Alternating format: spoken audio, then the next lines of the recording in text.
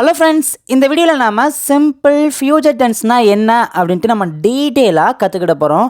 எல்லாருக்குமே டென்சஸ்னாவே ரொம்ப பயம், கற்றுக்கிறது ரொம்ப கஷ்டம் அப்படின்னு நினைக்கிங்க. அப்படிலாம் கிடையாதுங்க.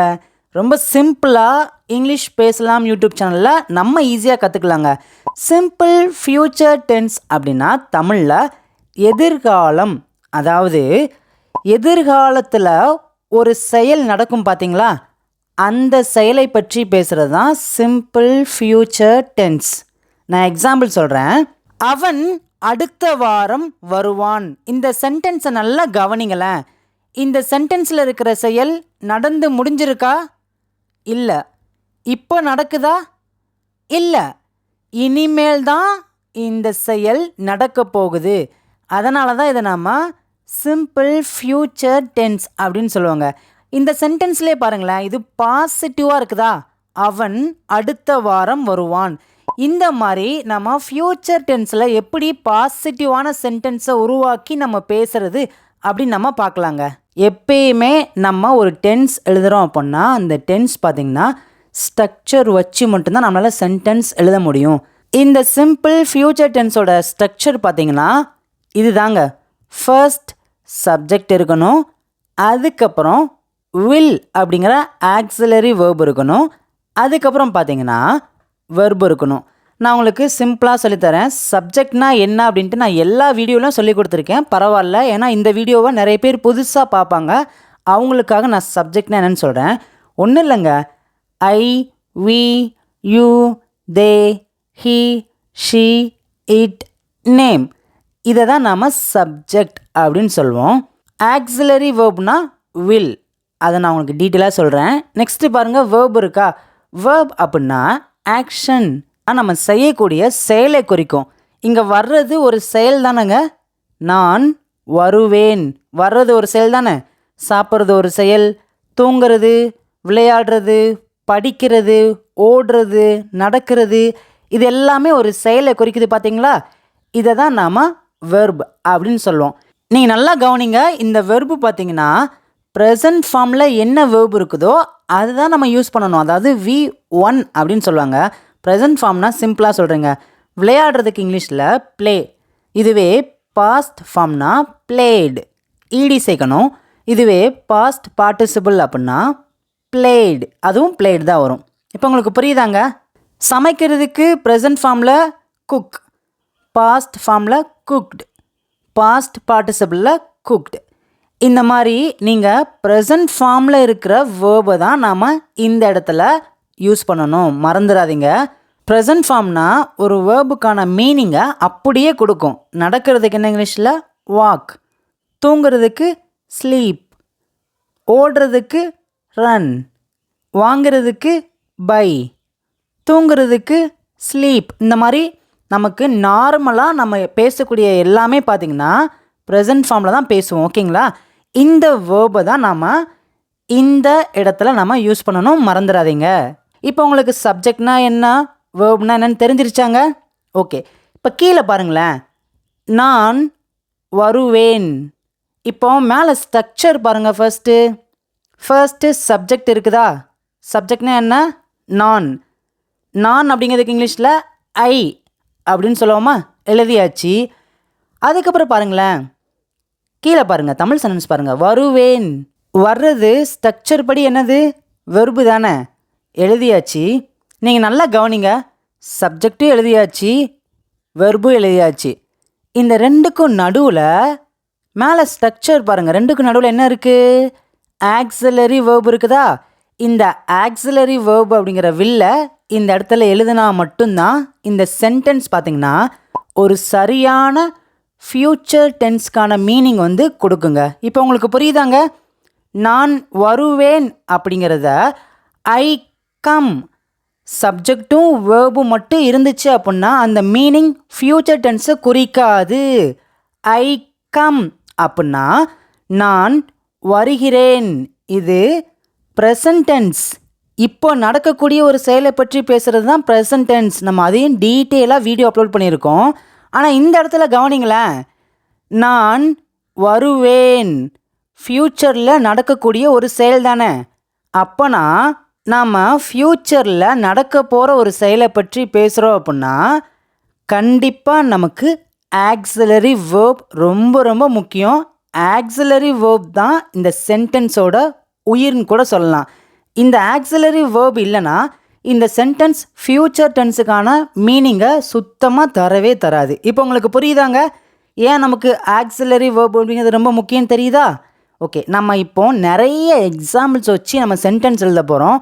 நீங்கள் கவனமாக கவனிச்சிங்கன்னா உங்களால் கண்டிப்பாக ஃப்யூச்சர் டென்ஸில் ஒரு பாசிட்டிவான சென்டென்ஸை கண்டிப்பாக எழுதி பேச முடியுங்க. அதுக்கு முன்னாடி நம்மளுடைய இங்கிலீஷ் பேசலாம் யூடியூப் சேனலை நீங்கள் சப்ஸ்கிரைப் பண்ணலன்னா மறக்காமல் சப்ஸ்கிரைப் பண்ணி வச்சுக்கோங்க. இப்போ ஃபர்ஸ்ட் எக்ஸாம்பிள் பாருங்களேன். நான் போவேன்.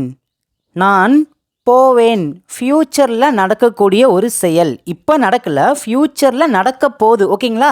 நான் போவேன். இதுக்கு சென்டென்ஸ் எழுதலாமாங்க? சிம்பிள் தாங்க. நான் முன்னாடி சொல்லி கொடுத்ததை நீங்கள் கவனிச்சிங்கன்னா உங்களுக்கு ஈஸியாக புரிஞ்சிடும். மேலே ஸ்ட்ரக்சர் பாருங்கள். ஒரு சிம்பிள் ஃப்யூச்சர் டென்ஸை நம்ம எழுதணும் பேசணும் அப்படின்னா இந்த ஸ்ட்ரக்சர் வச்சு மட்டும்தான் பார்த்தீங்கன்னா நம்மளால் கரெக்டாக பேச முடியும். மேலே ஃபர்ஸ்ட் என்ன இருக்குது? சப்ஜெக்ட் இருக்குது. அதுக்கப்புறம் ஆக்ஸிலரி வேர்ப் அப்படிங்கிற வில் இருக்குது. அதுக்கப்புறம் பார்த்தீங்கன்னா வெர்ப் இருக்குது. இந்த சென்டென்ஸில் பாருங்கள், கீழே பாருங்கள், நான், இதை தான் நாம் சப்ஜெக்ட் அப்படின்னு சொல்லுவோம். போவேன் அப்படிங்கிறது போகிறது ஒரு வேர்ப் தானே, போகிறது ஒரு செயல் தானேங்க. இதை நம்ம வேர்ப் அப்படின்னு சொல்லுவோம். ஓகே, இந்த சென்டென்ஸில் சப்ஜெக்ட்னா என்ன, வேர்ப்னா என்ன நமக்கு தெரிஞ்சிருச்சா? இப்போ என்ன பண்ணணும்? இந்த சென்டென்ஸ்க்கு நடுவில் நம்ம ஆக்ஸிலரி வேர்ப் ஆகிய வில் போடணும். இப்போ இந்த சென்டென்ஸ் அப்படியே சொல்லுங்கள். I will go. I will go. I will go. நான் போவேன் அப்படிங்கிறதுக்கு ஐ எம் கோயிங், ஐ கோ அப்படி சொல்லக்கூடாது. நான் போவேன் அப்படின்னா I will go. I will கோ. இப்போ உங்களுக்கு ஈஸியாக புரியுதாங்க. ஏன்னா என்னுடைய சேனலுக்கு வர எல்லா சப்ஸ்கிரைபர்ஸும் பார்த்தீங்கன்னா பேசிக்காக இப்போ தான் இங்கிலீஷ் கற்றுக்கிறவங்க. நான் அவங்களுக்கு இவ்வளவு பொறுமையாக தான் சொல்லிக் கொடுப்பேன். இன்னமும் பார்த்தீங்கன்னா ரொம்ப டீட்டெயிலாக ஃப்யூச்சரில் நிறைய சொல்லித்தர போகிறேன். மறக்காமல் நீங்கள் அதெல்லாம் மிஸ் பண்ணாதீங்க. டெய்லி வீடியோஸ் பாருங்கள். நெக்ஸ்ட்டு பாருங்களேன், கொஞ்சம் இதை அப்படியே எக்ஸ்ட்ரா மாற்றலாம். நான் பள்ளிக்கு போவேன். நான் பள்ளிக்கு போவேன். ஒன்றும் இல்லைங்க, ரொம்ப சிம்பிளாக அந்த சென்டென்ஸ். அதெல்லாம் இந்த சென்டென்ஸில் சப்ஜெக்ட்னா என்னன்னு தெரியும். நான் தான் சப்ஜெக்ட். வேர்ப்னா போகிறது. நமக்கு சப்ஜெக்ட் வேர்ப் தெரிஞ்சிருச்சா? இப்போ இந்த சென்டென்ஸ் பாருங்களேன். ஐ வில் கோ எழுதியாச்சு. நான் போவேன். எங்க? பள்ளிக்கு. பள்ளிக்கு. இந்த ஒரு வேர்டில் ரெண்டு மீனிங் இருக்குது பாருங்களேன். பள்ளி, அதுக்கப்புறம் பார்த்தீங்கன்னா இக்கு. பள்ளிக்கு. இக்கு அப்படின்னா தமிழில் டூ அப்படின்னு அர்த்தம். இந்த ஒரு சின்ன விஷயத்தை இன்றைக்கி நம்ம கண்டிப்பாக கற்றுக்கலாங்க. ஈஸி தான். இக்கு அப்படின்னா தமிழில் டூ. ஓகே, இந்த சென்டென்ஸ் எப்படி எழுதலாம் அப்படின்னா I will go to school. I will go to school. நான் பள்ளிக்கு போவேன். ஓகே, இப்போ உங்களுக்கு ஒரு சின்ன ஹோம்ஒர்க். நான் கல்லூரிக்கு போவேன். இந்த தமிழ் சென்டென்ஸ்க்கு இங்கிலீஷில் என்ன வருதுன்னு சொல்லிட்டு ஸ்ட்ரக்சர் வச்சு எல்லாருமே மறக்காமல் உங்களுடைய ஆன்சரை காமெண்ட்டில் நீங்கள் சொல்லுங்கள். நெக்ஸ்ட்டு பாருங்களேன். நான் விளையாடுவேன். நாளைக்கு இல்லைன்னா அடுத்த வாரம், அடுத்த மாதம் அப்படின்னு சொல்லுவோம் பார்த்தீங்களா. நான் நாளைக்கு விளையாடுவேன். நான் அடுத்த வாரம் அந்த கிரவுண்டில் பசங்களோட விளையாடுவேன் சொல்லுவோம் பார்த்தீங்களா. நான் ஷார்ட்டாகவே சொல்லித்தரேன். இப்போ நம்ம பெரிய பெரிய சென்டென்ஸ் கற்றுக்கிட வேணாம், நிறைய பேருக்கு குழப்பிடும். நம்ம சின்ன சென்டென்ஸை ஸ்ட்ரக்சர் வச்சு நம்ம ஃபஸ்ட்டு நல்லா கற்றுக்கலாங்க. அதுக்கப்புறம் ஃப்யூச்சரில் பெரிய பெரிய சென்டென்ஸ்க்கு நம்ம ஸ்ட்ரக்சர் வச்சு சென்டென்ஸ் எழுதலாம். இங்கே பாருங்களேன். நான் விளையாடுவேன். இதில் எல்லாருக்குமே தெரியும் சப்ஜெக்ட்னா என்ன, வேர்ப்னா என்னன்னு தெரியும். சப்ஜெக்ட்னா என்ன சொல்லுங்கள், வாய் திறந்து சொல்லுங்கள். கரெக்டுங்க, அவ்வளோதாங்க. நான், இதை தான் நம்ம சப்ஜெக்ட் அப்படின்னு சொல்லுவோம். விளையாடுறதுக்கு என்ன சொல்லுவோம்? வேர்ப். இப்போ உங்களுக்கு சப்ஜெக்ட்னா என்ன, வேர்ப்னா தெரிஞ்சிருச்சு. இப்போ மேலே ஸ்ட்ரக்சர் பாருங்கள். ஃபர்ஸ்ட்டு சப்ஜெக்ட் இருக்குது, அதுக்கப்புறம் ஆக்ஸிலரி வேர்ப் ஆகிய வில் இருக்குது, அதுக்கப்புறம் பார்த்தீங்கன்னா வேர்ப் இருக்குது. இந்த சென்டென்ஸ் எழுதலாமா? என் கூட சேர்ந்து சொல்லுங்கள், என்ன வரும்? அவ்வளோதாங்க, சூப்பருங்க. I will play. I will play. நான் விளையாடுவேன். இப்போ இந்த சென்டென்ஸை கொஞ்சம் எக்ஸ்ட்ரா எழுதலாமா? நான் கிரிக்கெட் விளையாடுவேன். நான் கிரிக்கெட் விளையாடுவேன். எல்லாருமே கரெக்டாக ஆன்சர் சொல்லிட்டீங்க. இப்போவே நீங்கள் என்ன பண்ணுறீங்கன்னா, உங்கள் வாயை திறந்து சொல்லுங்களேன். இங்கிலீஷில் என்ன வரும்னு சொல்லுங்கள். வாயை திறந்து நம்ம இங்கிலீஷ் பேசினா மட்டும்தாங்க நம்மளால் பயம் இல்லாமல் இங்கிலீஷ் பேசவே ஆரம்பிக்க முடியும். மைண்டில் வைக்காதீங்க. ஆன்சர் தெரியுது பார்த்தீங்களா?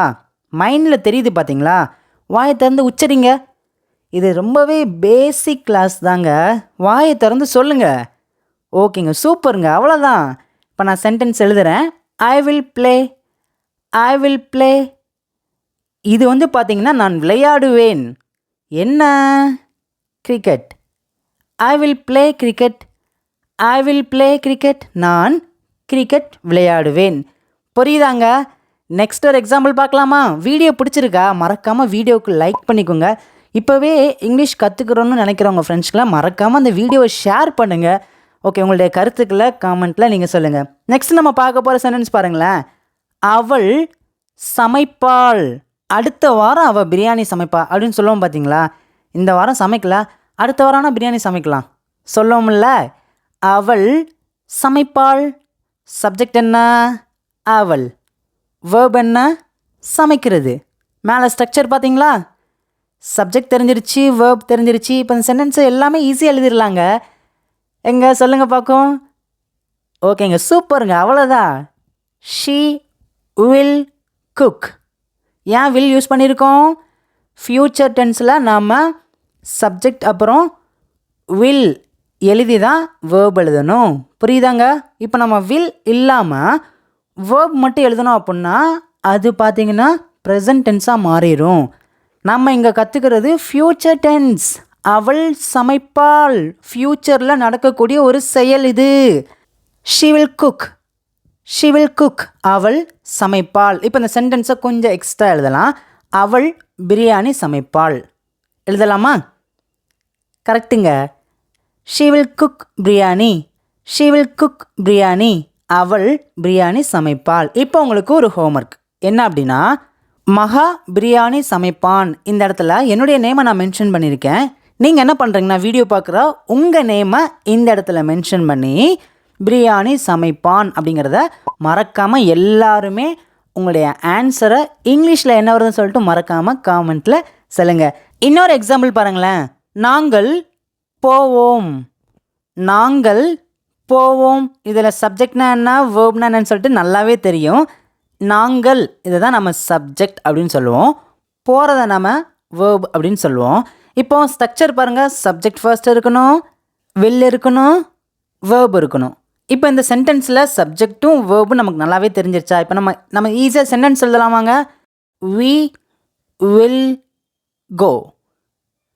we will go. நாங்கள் போவோம். இந்த சென்டென்ஸை கொஞ்சம் எக்ஸ்ட்ரா எழுதலாமா? நாங்கள் சென்னைக்கு போவோம். எப்படி எழுதலாம்? நாங்கள் போவோம் அப்படின்னா we will go எங்கே? சென்னைக்கு. இக்கு வந்திருக்கு பார்த்தீங்களா? நான் என்ன சொல்லியிருக்கேன்? இக்கு அப்படின்னா டு எழுதணும்னு சொல்லியிருக்கேனா? we will go to Chennai. we will go to Chennai. நாங்கள் சென்னைக்கு போவோம். இப்போ உங்களுக்கு ஒரு சின்ன டெஸ்ட்டுங்க. உங்கள் ஊரை நீங்கள் மென்ஷன் பண்ணிக்கோங்க. இப்போ நீங்கள் இருக்கிற ஊரை அல்லது உங்கள் சொந்த ஊரை நீங்கள் இந்த இடத்துல மென்ஷன் பண்ணிக்கோங்க. இப்போ பாருங்களேன். I will go to Sattur. I will go to Sattur. நான் சாத்தூருக்கு போவேன். என்னுடைய ஊரை நான் மென்ஷன் பண்ணியிருக்கேன். நீங்களும் பார்த்தீங்கன்னா உங்கள் ஊரை இந்த இடத்துல மென்ஷன் பண்ணி மறக்காமல் உங்களுடைய ஆன்சரை காமெண்ட்டில் சொல்லுங்கள். நெக்ஸ்ட் ஒரு எக்ஸாம்பிள் பார்க்கலாமாங்க. நான் வருவேன். இதில் சப்ஜெக்ட்னா என்ன, வேர்ப்னா என்னன்னு தெரிஞ்சிருச்சு. இப்போ சென்டென்ஸ் எழுதலாமா? I come. கரெக்டா?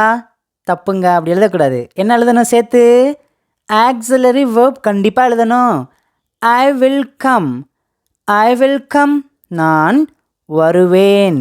ஓகே, இதுவே இந்த சென்டென்ஸை கொஞ்சம் எக்ஸ்ட்ரா எழுதலாமா? நான் உன்னுடன் வருவேன். நான் உன்னுடன் வருவேன். கொஞ்சம் கஷ்டம் மாதிரி தெரியுதாங்க, சிம்பிள் தாங்க. உன்னுடன் அப்படின்னா வித் யூ, என்னுடன் அப்படின்னா வித் மீ. இந்த இடத்துல நல்லா கவனிங்க.